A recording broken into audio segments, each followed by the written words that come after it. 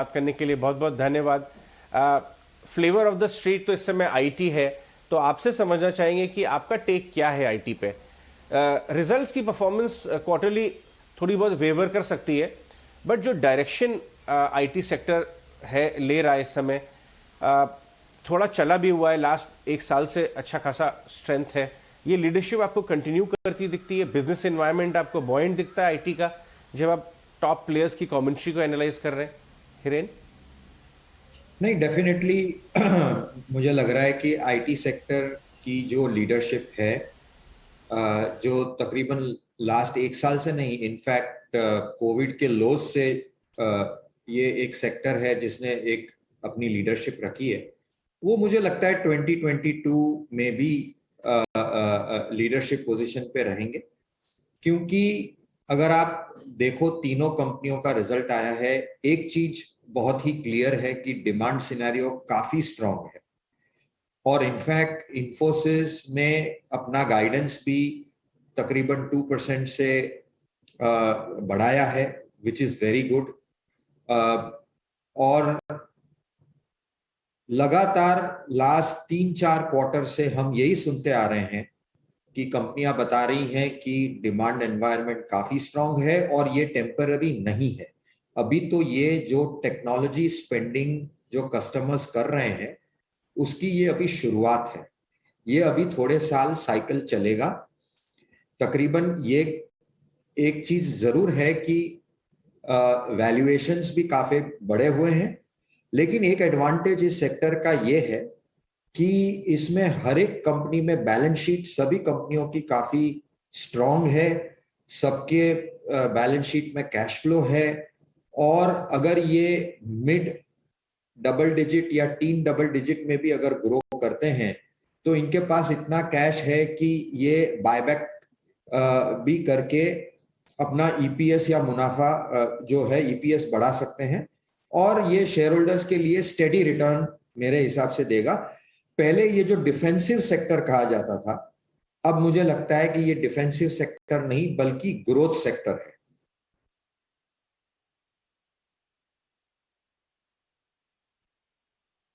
लेकिन इसमें वैरायटी इतनी अवेलेबल है, इतना कॉम्प्लेक्स सेक्टर बन गया है हिरेन।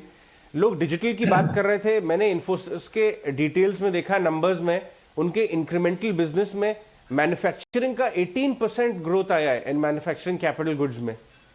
बहुत सारे mid cap mid tier companies भी बहुत यूनिक काम कर रहे हैं अपने अपने क्लाइंट्स के साथ। तो इस मेज ऑफ अपॉर्चुनिटीज में आपने किस तरह से इस सेक्टर को अप्रोच कर रहे हैं? अपने पोर्टफोलियो के पार्ट को आप किस तरह से आपने इसमें पार्टिसिपेट किया हुआ है इस सेक्टर में?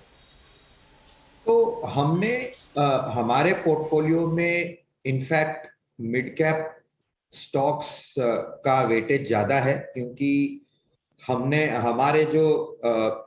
जो बेट्स लिए हैं वो हैं टाटा एलेक्सी, एल&टी टेक्नोलॉजी सर्विसेज, एलटीआई, हाल में केपीआईटी, और हमारे पास लार्ज कैप में टीसीएस भी है। लेकिन मुझे लग रहा है कि जो स्पेशलाइज्ड कंपनीज हैं सॉफ्टवेयर में, क्योंकि एनवायरनमेंट जो है वो कोविड के बाद काफी बदला और कंपनियां एक्सेलरेटेड वे में स्पेंडिंग कर रही हैं। जैसे कि अगर आप देखो कि ऑटोमोटिव इंडस्ट्री में क्या हो रहा है कि हर एक ग्लोबल कार कंपनी को इलेक्ट्रिक व्हीकल्स लाना है, और अगर आपको इलेक्ट्रिक व्हीकल लाना है तो उसमें सॉफ्टवेयर का कंटेंट बढ़ रहा है, और ट्रेडिशनल ऑटो कंपनीज के पास सॉफ्टवेयर कैपेबिलिटी है नहीं, और इसलिए इस एरिया में सॉफ्टवेयर आउटसोर्सिंग काफी जोर से बढ़ रहा है। इसलिए हमने कई साल पहले ये ट्रेंड आइडेंटिफाइड किया था और हमने टाटा एलेक्सी में एक बड़ा बेट लिया था। मुझे लग रहा है कि ये जो कंपनियां हैं ये यंग हैं अभी भी, और इनमें और भी ग्रोथ काफी आ सकता है नेक्स्ट फ्यू इयर्स के लिए। नहीं कि इस साल, लेकिन अगले 2, 3, 4, 5 साल इनकी ग्रोथ बहुत ही स्ट्रांग होगी। तो ऐसे मिड कैप्स में हमने, जैसे मैंने बताया, टाटा एलेक्सी है, एल&टी टेक्नोलॉजी सर्विसेज है, केपीआईटी है, हमने रिसेंटली एम्फोसिस में भी बेट लिया है, वो भी अच्छा काम कर रहे हैं डिजिटल में। और लार्ज कैप में हमारे पास टीसीएस भी है। तो मुझे लग रहा है कि अक्रॉस द बोर्ड काफी सारी कंपनियां हैं जो अच्छा काम कर रही हैं, लेकिन हमारा जो बेट है वो इन कंपनियों में रहा है।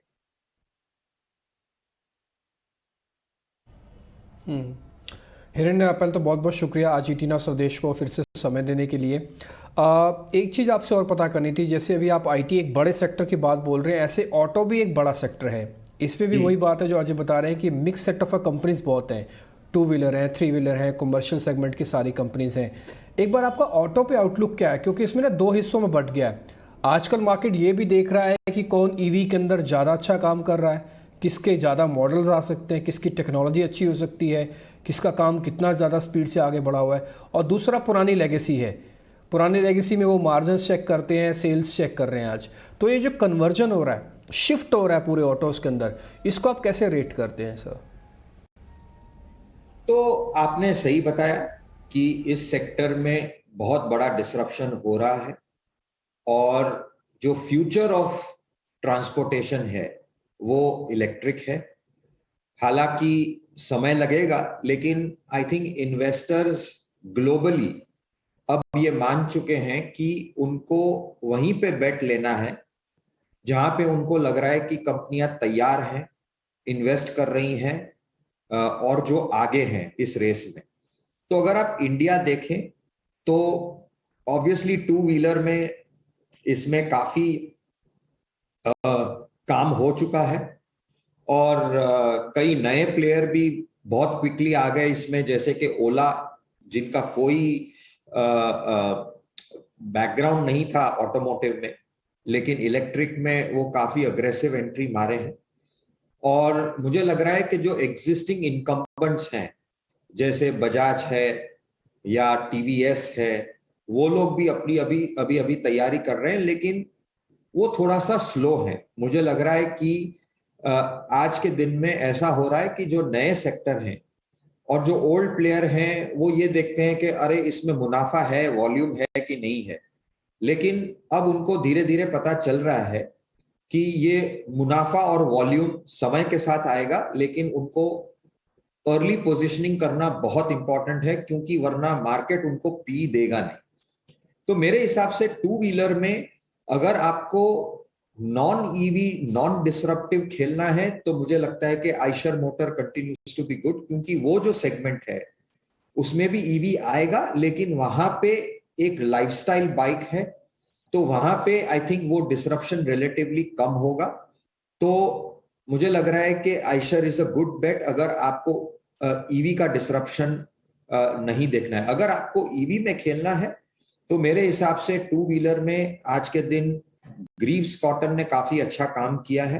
हालांकि हमारे पास उनके उसके शेयर्स हैं नहीं, लेकिन मुझे लग रहा है कि ग्रीव्स कॉटन ये एक कंपनी देखनी चाहिए जो जिन्होंने एम्पियर में इन्वेस्ट किया था। ये ट्रेंड उन्होंने बहुत पहले परखा था, उन्होंने वहां पे अपना स्टेक बढ़ाया और अब एम्पियर बहुत अच्छा कर रही है।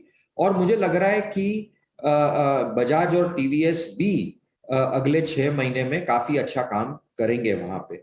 लेकिन सबसे इंटरेस्टिंग मुझे लग रहा है फोर व्हीलर्स में, और फोर व्हीलर्स में हमने बेट लिया है टाटा मोटर्स पे, जिन्होंने बहुत क्लियरली लीड लिया है इंडिया में in terms of their EV bet in four wheelers. और उनकी जो गाड़ियां हैं, नेक्सॉन है, टिगोर है, जिनका ईवी मॉडल निकाल रहा है, वो बहुत सक्सेसफुल रहे हैं। और ये ट्रेंड परखते ही उन्होंने अपनी जो डोमेस्टिक कार कंपनी की जो ईवी सब्सिडियरी है उसमें काफी बड़ा निवेश भी लाए हैं प्राइवेट इक्विटी इन्वेस्टर का, ताकि वो उसमें इन्वेस्ट करके अपना लीड बरकरार रहे। और जेएलआर में भी उन्होंने इलेक्ट्रिफिकेशन का काम शुरू कर दिया है, काफी सारे नए मॉडल आएंगे। तो मुझे लग रहा है कि आज के दिन में अगर आपको लिस्टेड में बेट करना हो जहां पे बहुत ही क्लियर लीडरशिप है ईवी में, ओईएम्स में, तो मुझे लग रहा है वो टाटा मोटर्स में है। तो हमने हमारा बेट वहां पे डाला है। और फिर मुझे लग रहा है कि आगे जाके एंसिलरीज में भी काफी सारे कंपनियां, मुझे लगता है हर एक एंसिलरी इसमें काम करेगी। लेकिन हमने जो ईवी खेलने के लिए जो बेट लिया था वो सॉफ्टवेयर से शुरू किया और फिर टाटा मोटर्स हमने वहां पे ऐड किया इन टर्म्स ऑफ ऑटोमोटिव। लेकिन ओवरऑल मुझे I am very bullish on automotive over the next 2-3 years. ये सेक्टर काफी चैलेंजेस से गुजर चुका है लास्ट फ्यू इयर्स। कुछ न कुछ इशू थे, एनबीएफसी क्राइसिस था, फिर उसके बाद थोड़े देर के बाद उसमें ये जो BS4 to BS6 का ट्रांजिशन का प्रॉब्लम आया, फिर कोविड का प्रॉब्लम आया। मुझे अब लग रहा है कि धीरे धीरे ये सब प्रॉब्लम जो हैं वो सॉल्व हो रहे हैं और अगले 2-3 साल में बहुत ही स्ट्रॉन्ग वॉल्यूम ग्रोथ आएगा। पेंटअप डिमांड काफी है, चिप की शॉर्टेज की इशू भी धीरे धीरे रिजॉल्व हो रही है। तो मुझे लग रहा है इस सेक्टर में अच्छा पैसा बनेगा और हमारा बिग बेट जो है वो टाटा मोटर्स में है।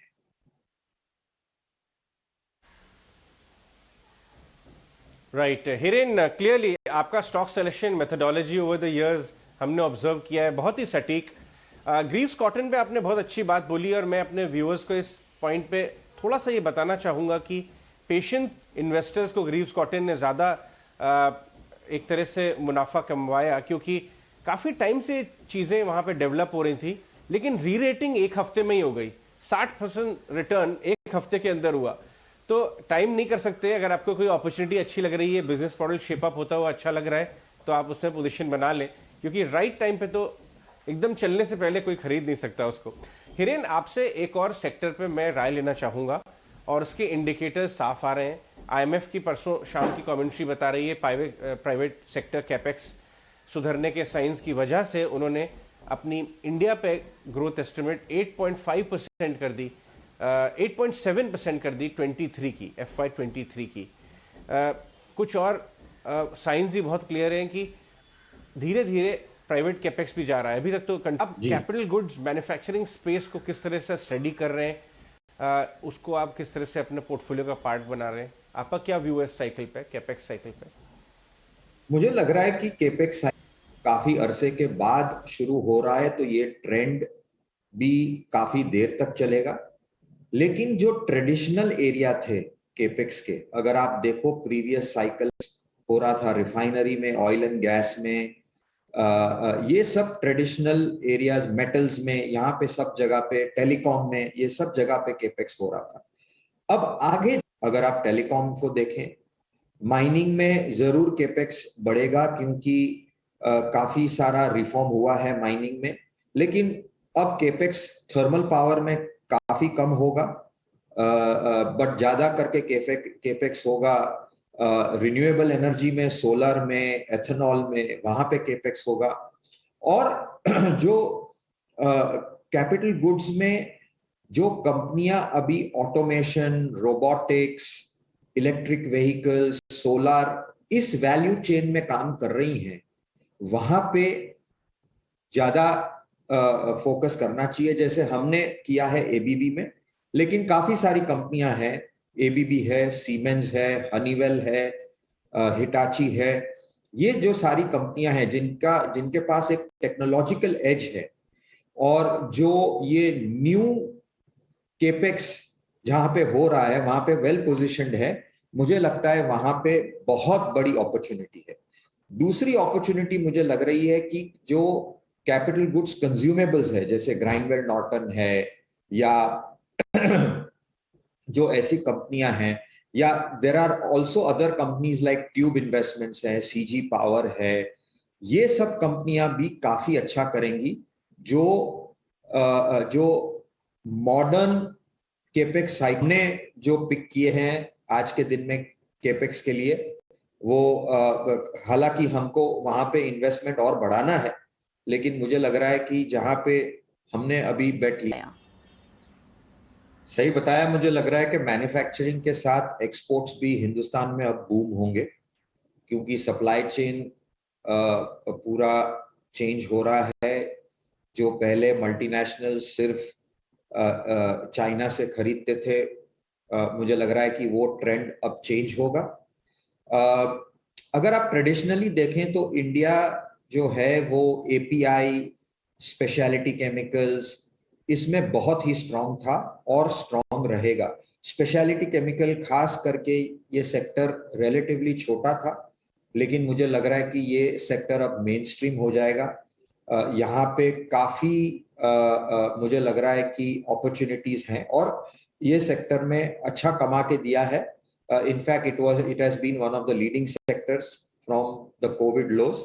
तो वहां पे हमारा इन्वेस्टमेंट है इन कंपनियों में। एपीआई, फार्मा एपीआई में है, स्पेशलिटी केमिकल्स में है। लेकिन मुझे लग रहा है कि जो ट्रेडिशनल सेक्टर है टेक्सटाइल्स, वहां पे भी हम देख रहे हैं अभी जो हमको कंपनियां समझा रही हैं कि सडनली यूएस डिमांड बहुत ही स्ट्रांग है। और चाइना में जो बैन हुआ है, एक एरिया है वहां पे जियांजिंग, जहां पे कॉटन ग्रो होता था, वहां पे से यूएस ने बैन किया। इसकी वजह से इंडिया से सोर्सिंग काफी बड़ा हो रहा है। तो मुझे लग रहा है कि जो कंपनियां हैं, केपीआर मिल है, वर्धमान टेक्सटाइल है, वहां पे बहुत ही इंटरेस्टिंग नेक्स्ट फ्यू इयर्स हो सकता है इन टर्म्स ऑफ एक्सपोर्ट्स। आपने बात की also in terms of electronic manufacturing. हालांकि वो एक्सपोर्ट के लिए नहीं है, लेकिन वो इंपोर्ट सब्सटीट्यूशन की तरफ से होता है। तो वहां पे हमने डिक्सन में इन्वेस्ट किया है और मुझे लग रहा है कि ये इंपोर्ट सब्सटीट्यूशन जो है which is as good as exports, वहां पे भी काफी बड़ी अपॉर्चुनिटी हो सकती है। लेकिन मुझे लग रहा है कि एक्सपोर्ट्स एक बहुत बड़ा थीम होगा। ऑब्वियसली आईटी सर्विसेज तो है ही एक्सपोर्ट्स में, लेकिन pharma, speciality chemicals, textiles, engineering goods, वहां पे भी मुझे लग रहा है कि एक्सपोर्ट्स में काफी बड़ी अपॉर्चुनिटी है आगे जाकर।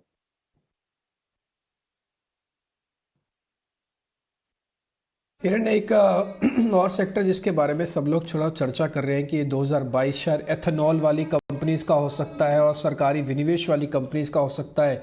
इन दोनों पर आपका व्यू पॉइंट क्या है? इसमें कैसे सिलेक्ट करें सर? देखिए, ऐसा है कि एथेनॉल का जो ट्रेंड है वो अगले काफी साल बहुत ही स्ट्रांग रहेगा। एक तो है कि आप इनको खेलें शुगर कंपनीज के थ्रू, क्योंकि इथेनॉल जो पहले बाय प्रोडक्ट था, अब मुझे लग रहा है कि शुगर कंपनीज का मेन प्रोडक्ट हो गया है। वहां पे रिटर्न जो आप नई कैपेसिटी डालते हो एथेनॉल में, वहां पे रिटर्न काफी अच्छा है। तो एक जो है वो शुगर कंपनीज के थ्रू खेल सकते हैं। लेकिन कई बार इन्वेस्टर्स के लगता है कि नहीं, ये अभी भी रेगुलेटेड है थोड़ा सा सेक्टर शुगर, और थोड़ा सिक्लिकल भी है। दूसरा जो है, आप खेल सकते हो कैपिटल गुड्स में, लेकिन काफी बहुत ज्यादा प्लेयर नहीं है। लेकिन प्राज करके एक कंपनी है जो एथेनॉल में काफी आगे है, और वो टेक्नोलॉजिकली भी काफी आगे है। वो not only 1G ethanol but वो 2G ethanol from agri waste, फिर कंप्रेस्ड बायोगैस में भी वो प्रोजेक्ट कर रही है, और आगे जाके हाइड्रोजन में भी काम करेगी। तो मुझे लग रहा है कि वहां पे इस सेक्टर में ये एक कंपनी है जहां पे इन्वेस्टर्स देख सकते हैं। काफी सालों के बाद इस कंपनी में वापस से ग्रोथ आया है। बैलेंस शीट काफी स्ट्रांग है, कैश है, और मैनेजमेंट बहुत ही अच्छा है। तो मुझे लग रहा है कि उस कंपनी में इंटरेस्टिंग प्ले हो सकता है।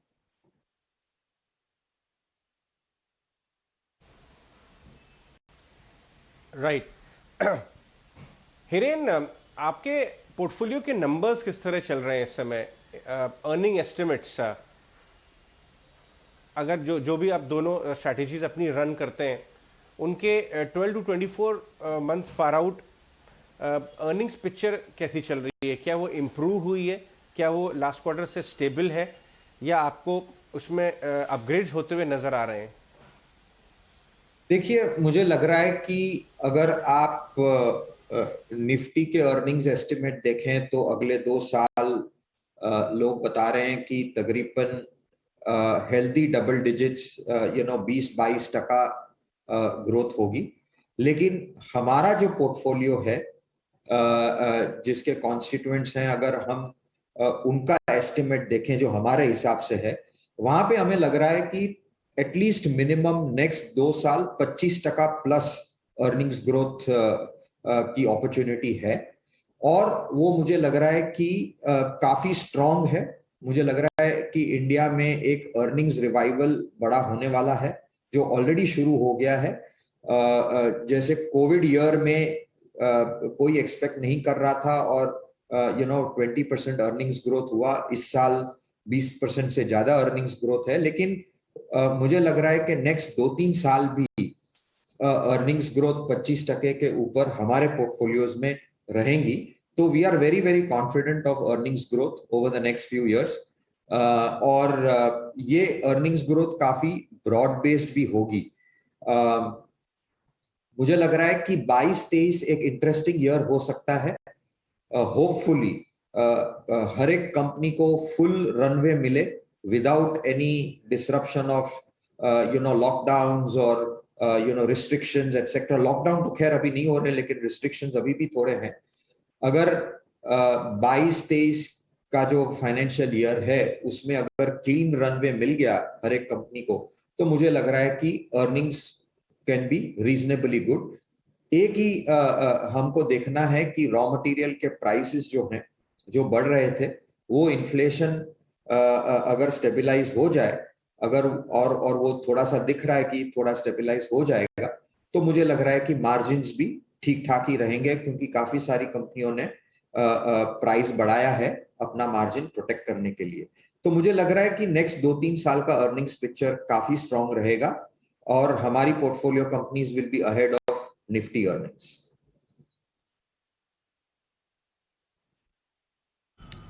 राइट हिरेन, ऑफ कोर्स हम भी यही आपको विश करेंगे, लेकिन अगर यहाँ से हम बड़े ट्रिगर्स देखें अगले आने वाले कुछ दिनों में, कुछ वीक्स में, क्योंकि बजट भी है, फिर यूपी इलेक्शंस भी हैं, ये इन सब ट्रिगर्स में कौन से सेक्टर्स या कौन से क्या रिफॉर्म्स को लेकर कोई ऐसा सेक्टर जिस पर आपकी नज़र हो बजट से जो सरप्राइज कर सकता हो? देखिए, मुझे ये लग रहा है कि अब क्या है कि काफी सारे रिफॉर्म बजट के बाहर ही हो जाते हैं। जैसे ये पीएलआई स्कीम्स का रिफॉर्म आया, और काफी सारे एक्सपोर्ट सेक्टर, डिफेंस सेक्टर, ये सब में जो रिफॉर्म्स आने थे, वो काफी सारे रिफॉर्म्स आजकल बजट के बाहर ही हो रहे हैं। बजट में अब लार्जली मुझे लग रहा है कि फोकस होगा कि कैसे इंफ्रास्ट्रक्चर स्पेंडिंग को बरकरार रखें गवर्नमेंट पॉइंट ऑफ व्यू से। मेरे हिसाब से थोड़ा सा स्टार्टअप सेक्टर के लिए टैक्सेशन में कुछ क्लैरिफिकेशन आए ईसॉप को लेकर। तो मुझे लग रहा है कि लार्जली बजट अब काफी नॉन इवेंट सा हो गया है। तो आई डोंट थिंक कि बजट से कोई बड़ा इन्वेस्टमेंट क्लाइमेट पे बहुत बड़ा फर्क पड़ने वाला है। हाँ, बजट के आसपास सबको इंटरेस्ट जरूर रहता है कि क्या थिंकिंग है गवर्नमेंट की, क्या नई पॉलिसी है, बट मुझे लग रहा है कि बजट अच्छा ही होगा। और ब्रॉडली लोग ये देखेंगे कि नेक्स्ट ईयर डाइवेस्टमेंट का टारगेट क्या है, क्योंकि इस साल डाइवेस्टमेंट नहीं हो पाया, लेकिन फिर भी उससे कोई फिस्कल डेफिसिट पे कोई इम्पैक्ट नहीं पड़ेगा, क्योंकि गवर्नमेंट का जो टैक्स रेवेन्यू है वो काफी रोबस्ट है। तो that may not be important. मेरे हिसाब से बजट में यही देखना है कि गवर्नमेंट अभी भी फिस्कल स्पेंडिंग लूज रखती है, या फिर उनको ये इच्छा है कि वो नेक्स्ट ईयर से फिस्कल डेफिसिट में कंसोलिडेशन ले आए, क्योंकि उससे पता चलेगा कि गवर्नमेंट स्पेंडिंग कितनी स्ट्रांग रहेगी नेक्स्ट ईयर। इस साल तो खैर उनको रखना ही था स्ट्रांग, क्योंकि कोविड की वजह से उन्होंने बताया था कि हम ज्यादा डेफिसिट रखेंगे और स्पेंडिंग बरकरार रखेंगे, क्योंकि प्राइवेट सेक्टर नहीं कर रही है। आगे जाके क्या थिंकिंग है वो मेरे हिसाब से बहुत इंपॉर्टेंट है। बाकी सेक्टर लेवल पे जो काम हो रहा है वो तो मुझे हो रहा है कि बजट में हो या बजट के बाहर हो, वो बहुत सारा रिफॉर्म वहीं पे हो रहा है, तो उससे कोई बहुत बड़ा चेंज मेरे हिसाब से बजट की वजह से नहीं होना चाहिए।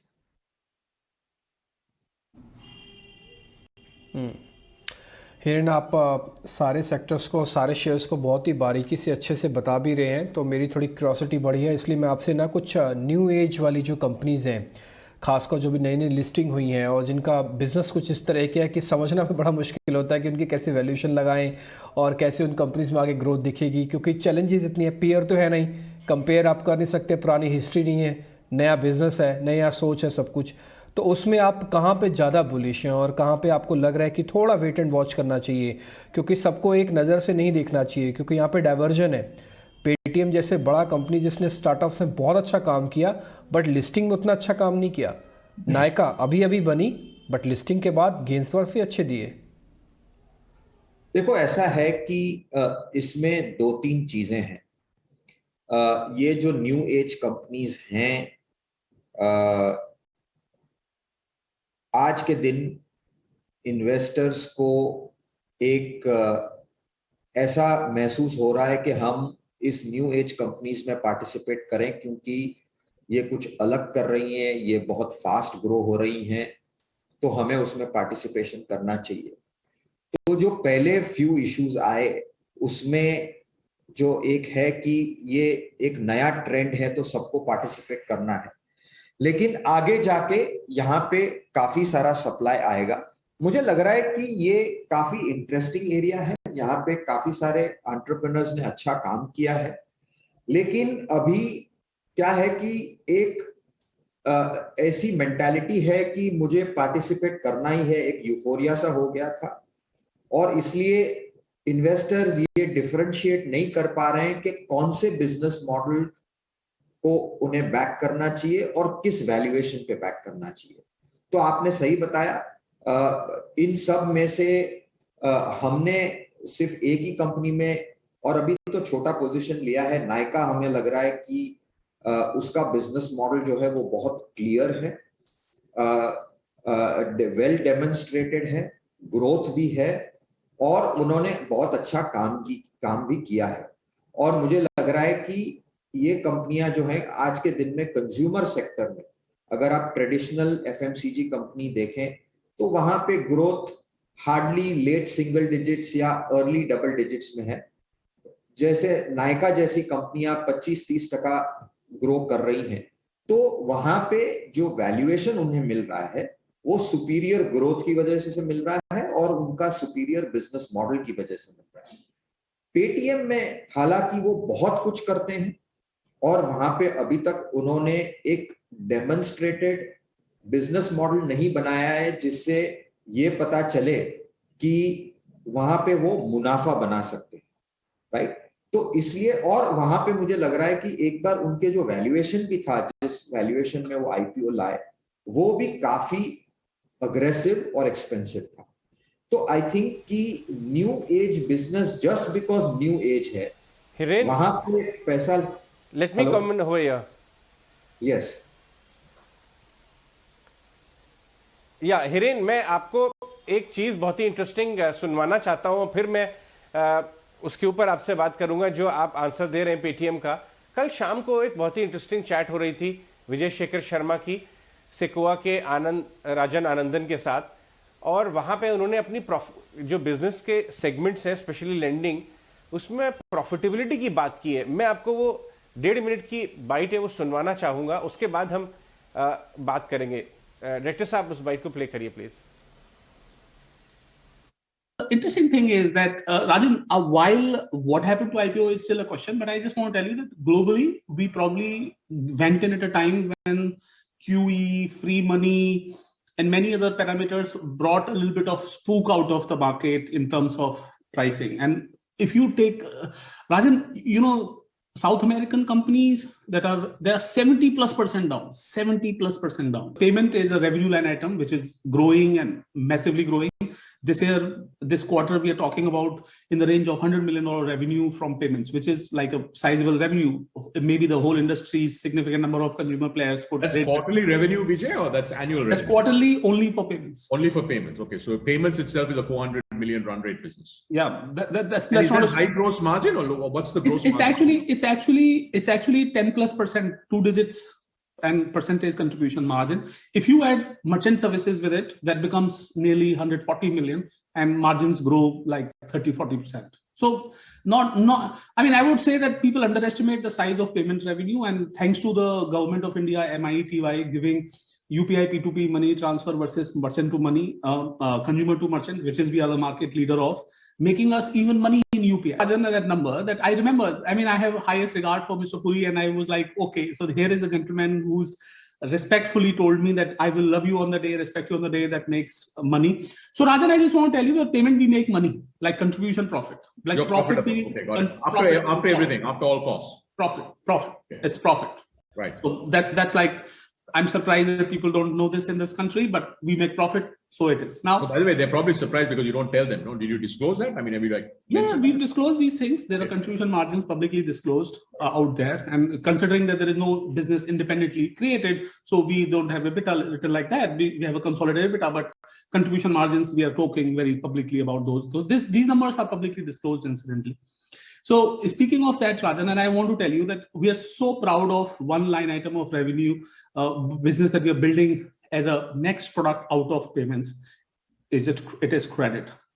So in India, if you have a non-bank and you have a benchmark in credit company, which one would it be, Rajan? Bajaj Finance. Love it. 32 years. Yeah. Paytm does more loans than Bajaj in less than 3 years. Hiren, आपने सुना शर्मा जी बोल रहे हैं कि वो already Bajaj finance से ज्यादा loan कर रहे हैं ना। बजाज फाइनेंस के तरफ से कभी कोई इस तरह का कमेंट आया नहीं है, लेकिन उन्होंने ये बात क्वेश्चन की थी कि show me a startup which has got a $1 billion balance sheet. आपने बजाज फाइनेंस में 1800 का लो भी देखा, 10,000 का लेवल भी देखा। वो आप बहुत लंबा टाइम पे स्टडी किए बजाज फाइनेंस का मॉडल। कैसे कंपेयर करते हैं आप इस सिचुएशन को, जहां पे पेटीएम अपने आप को कंपेयर करिए बजाज फाइनेंस से और उनसे बेटर लोन करने की बात कर रही है, लेकिन बजाज फाइनेंस एक बहुत ही शानदार डायरेक्शन ले रहा है अब बजाज पे के डायरेक्शन में? नहीं, देखिए, ऐसा है कि बजाज फाइनेंस जो है वो जो लोन्स देता है उसमें जो वो मुनाफा कमाता है वो पेटीएम से कहीं ज्यादा है। दो you cannot directly compare them, क्योंकि पेटीएम का जो टिकट साइज है वो काफी छोटा है, विच इज फाइन, क्योंकि वो पेटीएम का बिजनेस मॉडल है और मुझे लग रहा है कि पेटीएम उस बिजनेस मॉडल में काफी अच्छा काम करेगा, कोई उसमें इश्यू नहीं है। लेकिन एक ही प्रॉब्लम है कि जब भी आप छोटे लोन करते हो और वो लोन रीपे जल्दी हो जाती है, उसमें आपका मार्जिन जो है वो अच्छा मुनाफा कमाने के लिए आपको बहुत बड़ा वॉल्यूम करना पड़ता है। तो ये वॉल्यूम वर्सेस प्राइस की का इक्वेशन है। बजाज फाइनेंस हर एक कस्टमर को उसका जो क्रॉस सेल रेशियो जो बोलते हैं, हर एक कस्टमर को 2.5 प्रोडक्ट अपना बेच पाता है और उस पे जो वो मुनाफा कमाता है वो बहुत ही हाई है। बजाज फाइनेंस अगर अपने धंधे में 100 रुपया लगाता है तो 20-22 रुपया कमाता है, जो बोलते हैं रिटर्न ऑन इक्विटी। आज के दिन पेटीएम नेट प्रॉफिट लेवल भी नहीं पहुंचा है, रिटर्न ऑन इक्विटी की तो दूर की बात है। हाँ, उसे अभी एक अपना लेंडिंग बिजनेस खड़ा करना है। मुझे लग रहा है कि वो लेंडिंग बिजनेस वो खड़ा कर सकता है, लेकिन वो स्मॉल टिकट ही कर पाएंगे, डिजिटली करेंगे, विच इज गुड। वहां पे डिमांड बहुत है इंडिया में, लेकिन हमने एक भी क्रेडिट साइकिल अभी तक पेटीएम की देखी नहीं है। तो ग्रोथ, तो पैसा बांटना हो तो मैं भी बांट सकता हूं पैसा, और मैं भी बहुत बड़ी बैलेंस शीट बना सकता हूं। तो मैं ये नहीं बोल रहा हूं कि पेटीएम नहीं कर पाएगा, लेकिन पेटीएम को पहले एक साइकिल डेमोन्स्ट्रेट करना पड़ेगा। थोड़े समय के लिए एक डेमोन्स्ट्रेशन देना पड़ेगा इन्वेस्टर को कि हाँ, मैं बहुत सारे लोन दे सकता हूं, मैं उस पर मुनाफा कमा सकता हूं, और लोन देने के बाद वो पैसा मैं कलेक्ट भी कर सकता हूं। तो पहले वो तो मार्केट को कन्विंस करें कि ये कर पा रहे हैं कि नहीं, पॉइंट नंबर 1। सेकेंडली, ये मैं जरूर कहूंगा कि पेमेंट्स में पेटीएम ने बहुत अच्छा काम किया है। In fact it is almost like a synonymous in payments. लेकिन पेमेंट्स में क्या हो रहा है, वो बोल रहे हैं कि हम मुनाफा कमा रहे हैं, मुझे नहीं मालूम, मुझे देखना पड़ेगा, लेकिन पेमेंट्स में पैसा बनाना मुश्किल है, क्योंकि आज के दिन गवर्नमेंट ने यूपीआई आने से यूपीआई फ्री है। अगर किसी दिन आरबीआई ने यूपीआई पे एमडीआर अलाउ किया तो पेमेंट्स बिजनेस जरूर प्रॉफिटेबल हो सकता है। तो मुझे लग रहा है कि ये जो पेटीएम जो काम कर रहे हैं काफी अच्छा कर रहे हैं, काफी 2, 3, 4, 5 चीज एक साथ करने की कोशिश कर रहे हैं। उन्होंने पेटीएम मॉल भी बनाया, उनको ई कॉमर्स भी करना है, उनको लेंडिंग भी करना है, उनको पेमेंट्स भी करना है। लेकिन आई थिंक इन्वेस्टर्स को एक चीज पता है कि पेमेंट्स में पैसा है नहीं हाल तुरंत, अगर वो रेगुलेशन चेंज होता है तो we will have to see. Secondly, उनको भी अगर कमाना है इस बिजनेस में तो लेंडिंग बिजनेस करना पड़ेगा, और लेंडिंग बिजनेस में अभी तक उन्होंने साइकिल्स देखे नहीं है। जो बजाज ने 3-4 साइकिल देख के इन्वेस्टर्स को कन्विंस किया है कि मैं ये प्रॉफिटेबली कर सकता हूं और मैं उसमें मुनाफा कमा सकता हूं। तो जब वो कमाएंगे और अगर ऐसा वो एक डेमोन्स्ट्रेट करेंगे तो मार्केट उन्हें भी वैल्यूएशन देगा, क्यों नहीं देगा। तो आज के दिन जो उनको उतावलापन है कि मैं अपने आप को बजाज फाइनेंस से कंपेयर करूं, आई थिंक वो ना मेरे या आपके कहने से होगा, वो जो collective wisdom of the market है वो डिसाइड करेगी कि उनको उसके लिए वैल्यूएशन देना चाहिए या नहीं देना चाहिए। Right, very interesting point Hiren आपने ये जो पुट फॉरवर्ड किया। इनफैक्ट ये पूरी कॉन्वर्सेशन काफ़ी इंटरेस्टिंग थी। थैंक यू सो मच, आज आपने इतना समय दिया और इन सारे पॉइंटर्स पर हमसे बात की। हिरेन वैद हमसे बात कर रहे थे आज एक्सक्लूसिवली, और कई सारे सेक्टर्स और स्टॉक्स भी उन्होंने हमसे डिस्कस किए। Thank you so much for being on स्वदेश टुडे। और इसी के साथ